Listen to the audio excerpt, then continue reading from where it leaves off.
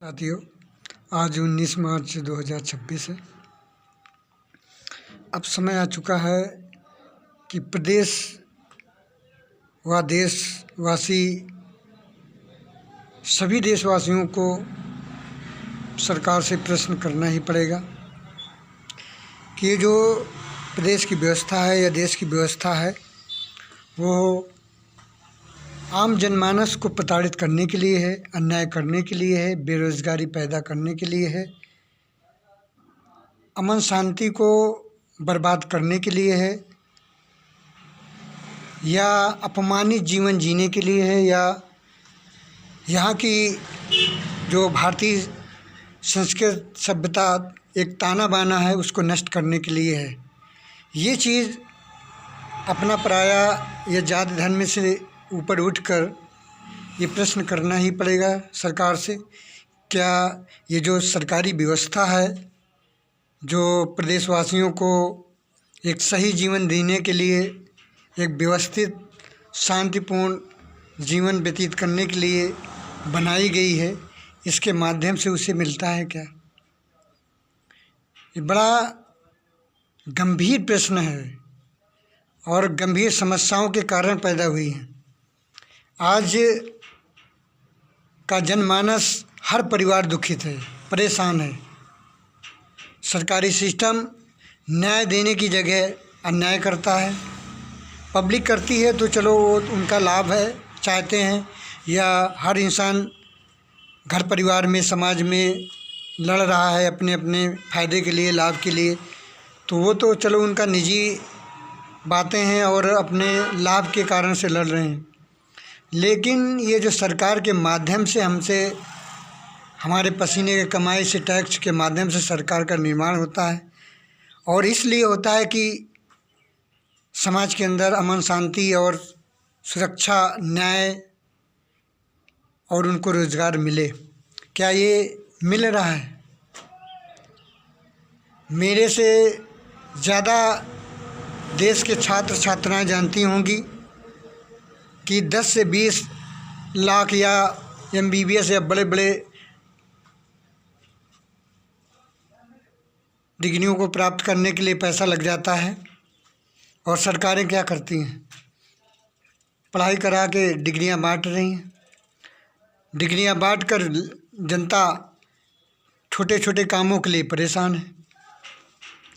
कहीं झगड़ा फसाद होता है तो आदमी पुलिस के पास जाता है, पुलिस सुनती नहीं है बिना पैसे। कोर्ट के पास जाता है, कोर्ट में इतने लंबे समय तक सारे मुकदमे पड़े रहते हैं, वो बहाना करते रहते हैं, जज साहब 6 महीने में आया, दूसरा चला गया, दूसरा का तीसरा चला गया, ऐसे ही आते जाते रहते हैं। इसकी टोपी उसके सर, उसके टोपी उसके सर करते हुए सब व्यवस्थाएं हैं। एक चरमराती व्यवस्था, एक बड़ी दर्द देने वाली व्यवस्था सरकार एक की ये जो व्यवस्थापन है बन चुका है। जब वो कोर्ट से भी परेशानियों नहीं हल हो पाती हैं तो बेचारा मीडिया के पास जाता है। मीडिया क्या करता है? मीडिया कहता है कि पैसा दो तो मैं पेपर में निकलवा देता हूँ आपकी बात। तो इतनी विकट समस्याएं खड़ी हैं देश के अंदर कि एक जनमानस सोच नहीं पा रहा, करें तो क्या करें। पैसा जो होता है एक गार्जियन के पास, वो बच्चों की पढ़ाई में लगा देता है, पढ़ाई के माध्यम से कुछ मिलता नहीं है। रोज़गार करने के लिए जाता है। मैं दूसरों की बात नहीं करना चाह रहा हूँ, मैं अपनी स्वयं की ही बात करना चाह रहा हूँ, और स्वयं से ही सारा संसार देखने को मिल जाता है कि मुझे सामने से समाज के द्वारा क्या मिल रहा है और किस तरह का समाज है, किस तरह की सरकारें। एक 4th हैंड की मैंने गाड़ी ली है एक व्यवसाय करने के लिए कि शादी ब्याह में जाएगी, बुक हो के जाएगी तो उसे थोड़ा सा पैसा आएगा तो कुछ घर परिवार का संचालन होगा और व्यवस्थाएं बनेगी। अब 30 से 40 हज़ार फिटनेस और बीमा और दलालों को दे के काम हो रहे हैं। तो बताइए 10-10 हज़ार की बुकिंगें नहीं हो पाती हैं। बड़ी मुश्किल से शादी ब्याह की बुकिंगें मिलती हैं, और उनमें थोड़ी बहुत बुकिंग मिली तो उसका रख रखाव और उसका मेंटेनेंस भी करना है, कुछ कहीं बिगड़ गया, कुछ हो गया, इसके बाद इनको भी देते जाओ। दूर कहीं जाना है टोल टैक्स भी दो। हर कदम पे सरकार अपना काम कर रही है, अपना पैसा ले रही है। अब जनता, जब सरकारें नौकरियां न दी तो व्यवसाय कर रहा है, जब व्यवसाय करता है तो इस तरह की प्रताड़ना मिलती है। कोई भी धंधा करो, सरकारी ऑफिसर हुल पट्टी देने से चला आता है। आखिर एक जनमानस जिए तो कैसे जिए? बहुत बड़ा गंभीर प्रश्न है कि सरकार का जो निर्माण हुआ है ये दर्द देने के लिए हुआ है कि दर्द मिटाने के लिए हुआ है? न ये शांति कभी दे पाती है, न कभी ये न्याय दे पाती है, न नौकरियां दे पाती है, और जो आदमी कोई काम कर रहा है तो उसमें भी व्यवधान डालती है। उसको इतना टैक्स, इतना उसको सरकारी लेखा जोखा और सारा काम करा के रखा है कि वो जीने के लायक नहीं बचता है। तो मेरा बड़ी विनम्रता से पूरे देशवासियों से कहना है कि अब देशवासियों को जागना पड़ेगा, और जो व्यवस्थाएं सरकार के द्वारा मिलती हैं और सरकार जो एक दर्द के रूप में सामने पेश हो रही है, इससे निजात पाना होगा। एक आम आदमी पार्टी की भी तो सरकार थी दिल्ली में, प्रॉफिट का बजट निकाला और इसके बाद शिक्षा, चिकित्सा, पानी, बिजली, वृद्धों के लिए तीर्थ यात्रा और महिलाओं के लिए फ्री परिवहन में, इसके अलावा जो भी सरकारी कागज़ थे, काम बनवाना था, वो घर बैठे बनते थे। एक तरफ वो सरकार, एक तरफ ये भ्रष्टाचारी और लुटेरों की सरकार।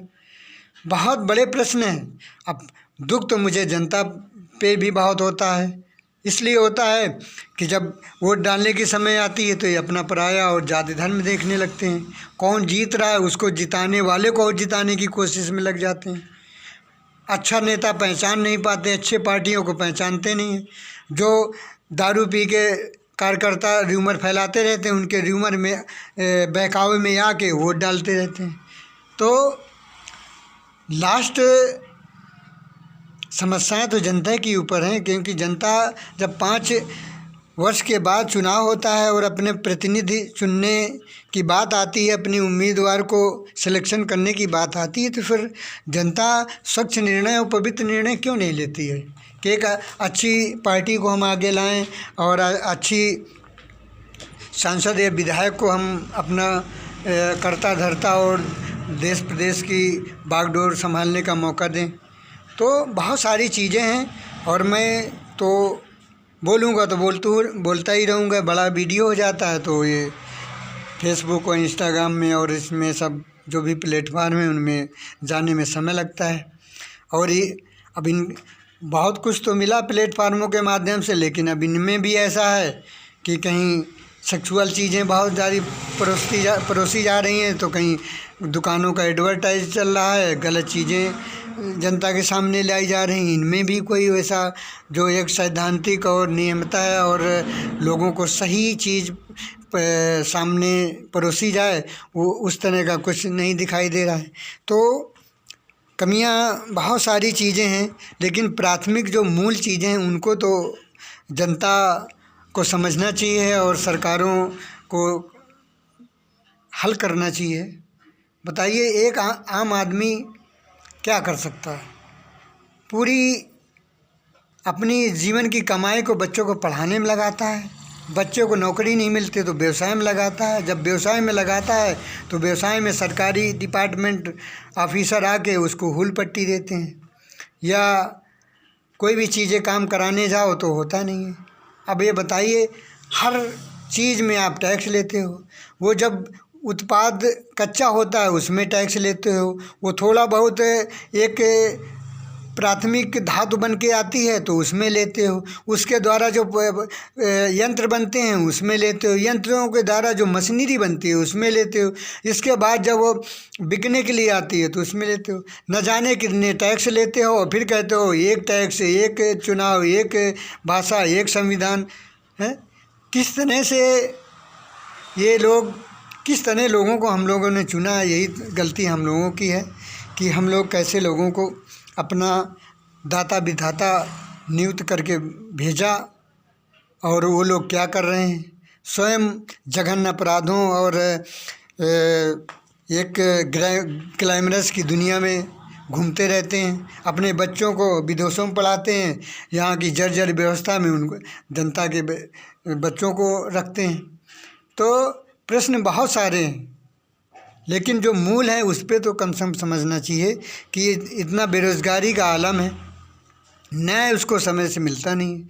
यदि देश की सरकार केवल सिर्फ़ और सिर्फ न्याय दे दे समय पे जनता को, तो मैं कहता हूँ कि 60-70% तो एक विकास अपने आप हो जाएगा, क्योंकि वो अन्याय में ही सारी ज़िंदगी गुजार देता है।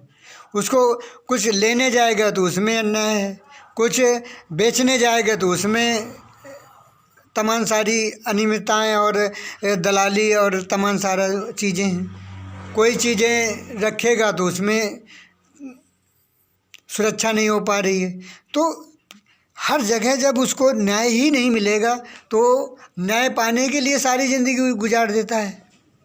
दूसरा, जो पैसा बचा तो पढ़ाई लिखाई में खर्च किया, जब पढ़ाई लिखाई में कुछ ना मिला तो अब रोज़गार में जा रहा है, रोज़गार स्वयं करता है तो इतना कंपटीशन है, अगर थोड़ा बहुत चला भी तो उसमें भी सरकार उसको बढ़ावा नहीं देती है, केवल कागजी चीज़ों में रख के दिया है कि हम AMCV क्या बोलते हैं वो सारा व्यवस्था कर रहे हैं, हम लोन की व्यवस्था कर रहे हैं। लोन लेता कौन है?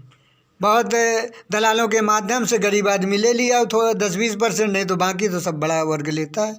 अब बड़ा वर्ग अपना फ़ायदा उठाता रहता है, क्योंकि वो बैंक से मिली भगत करके अपना लाभ लेता रहता है और बैंक उसके हाँ में हाँ करके उसको लाभ देता भी रहता है। तो कहीं ना कहीं मध्यम वर्ग के जितने लोग हैं बहुत परेशान रहते हैं और न्याय सिर्फ बड़े लोगों को मिलता है। ये चीज़ आम जनमानस को समझना पड़ेगा। इसलिए मैं कहता हूँ, जागो देशवासियों जागो, ना दूसरों के लिए जागो तो अपने बच्चों के लिए जागो। आपके बच्चों के लिए कोई जो सुख सुविधाएं, जो एक जीवन यापन के लिए अमन शांति और सौहार्द होना चाहिए, सारा ये भ्रष्टाचार, दलाल और अन्यायी लोगों के कारण उसका सब छीना हुआ है। ना वो चैन से जी पाता है, ना अमन शांति से अपनी खुशियों को निर्वाह कर पाता है। हर परिवार में किसी न किसी रूप में उसे दर्द ही है, सारा संसार दुख में अपना जीवन व्यतीत कर रहा है। तो बड़ी विनम्रता से कहना है प्रिय देशवासियों से कि आप देश में बदलाव लाओ। संविधान में यदि 5 साल के लिए चुनाव रखा गया है किसी विद्वान द्वारा और विद्वानों द्वारा, तो कोई कुछ चीज़ समझ के ही रखा गया होगा। और जब रखा गया है तो आप बदलिए, सरकारें बदलिए, इससे मालूम पड़ेगा पिछले सरकारों ने क्या किया। मैं तो कहता हूँ अगर ईमानदार सरकार आ जाए ना, तो जितने आज़ादी के बाद से सरकारें आई हैं उनका जब लेखा जोखा तय किया जाएगा, जांच किया जाएगा, तो मैं कह रहा हूँ उनके पैसे से ही कई साल तक सरकारें चलती रहेंगी। वो इतना जो इलीगल और काला धन छुपा के रखा है आज़ादी के बाद से नेता, ऑफिसर और जितने सारे ठेकेदार लोग और दलाली करने वाले जो पैसा जमा करके रखा है, उनकी हिस्ट्री निकाली जाएगी तो उनसे दसियों साल देश का सारा संचालन होता रहेगा। लेकिन अब इसमें कौन करेगा? वही अमेरिका की तरह हो गया कि ये पार्टी जाएगी तो वो आएगी, वो पार्टी जाएगी तो ये पार्टी आएगी। इस तरह से व्यवस्था करोगे तो कभी बदलाव नहीं आएगा। नई पार्टी को अगर ईमानदार जो भी पार्टी हो, मैं नहीं कह रहा हूँ चलो इसी पार्टी को दो, आप ईमानदारी पार्टी को दो। ना ईमानदार पार्टी मिले तो जो आपके सामने सांसद, विधायक या जो आ रहा है उम्मीदवार, उसको देखो, आप चिंतन करो ये क्या है, कैसा है, कि ये कुछ जनता के लिए हित में काम करेगा कि नहीं, ये भ्रष्टाचार को ख़त्म करने के लिए कोशिश करेगा कि नहीं। आप मांग करो, आप जनता हो, मांग करो कि हमें जवाबदेही सरकार चाहिए कि अगर ये सड़क बन रही है तो अगर उसका एक मानक है कि 2 साल तक ये गड़बड़ नहीं होगी, तो 2 साल तक गड़बड़ होती है तो ठेकेदार अपने घर से पैसा लगा कर उसको बनवाए। यदि हम कोई फार्म भरते हैं और उसमें कोई गलती हो जाती है तो वो हमको सर्टिफिकेट हमारे घर में बना के भेजे कि गलतियां वो करते हैं कि केवल गलतियां करेंगे तो ये बच्चे फिर पुनः हमारे आवेदन करेंगे तो हम 1500 से पैसा लेके उनका नाम ए बी की जो भी गलतियां हो गई हैं अक्षर में तो वो सही करके इनसे 1500 2000 लेंगे। इस तरह से वो लोग जानबूझ के गलतियां करते हैं और जनता को दौड़ाते रहते हैं। तो ये है कि हो क्या रहा है इस पर तो जनता को समझना चाहिए ना। हैं, लुटेरे तो लूटना चाह रहे हैं, बेईमान तो बेईमानी करना चाह रहे हैं। जो धनाढ्य है तो वो तो यहाँ बिजनेस समझ के राजनीति में कूदा है कि 1 करोड़ लगाऊंगा तो 10 करोड़ निकालूंगा।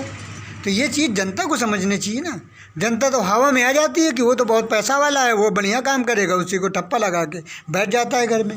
फिर कहता है बेरोजगारी है, परेशानी है, मुझे रोज़गार नहीं मिल रहा है, मेरे काम नहीं हो रहे हैं, सरकारी में दौड़ रहा हूँ, काम नहीं हो रहा है। तो कमी तो जनता की है ना। तो जनता को समझना चाहिए। इसलिए मैं बार बार कहता हूँ आप चिंतन करो, अपने दिमाग में जोड़ डालो कि आपके ही पैसा से 10 रुपये का काम करती है और 100 रुपये आपसे ले लेती है। वो जो राशन बिक रहा है ना फ्री दे रही है और उसमें 100 रुपये का वो कौन सा देती है, वो पाउडर और क्या क्या देती है और उसमें पूरा पाउडर आप 10 कपड़े में डाल दो तो आपका कपड़ा नहीं धुलेगा। क्या क्या हो रहा है, ज़बरदस्ती पैसा निकाला जा रहा है, उसको 100 रुपये में दिया जा रहा है। तो हर कदम में अन्याय हो रहा है। तो जनता इस अन्याय से विरोध में खड़ी नहीं हो रही है।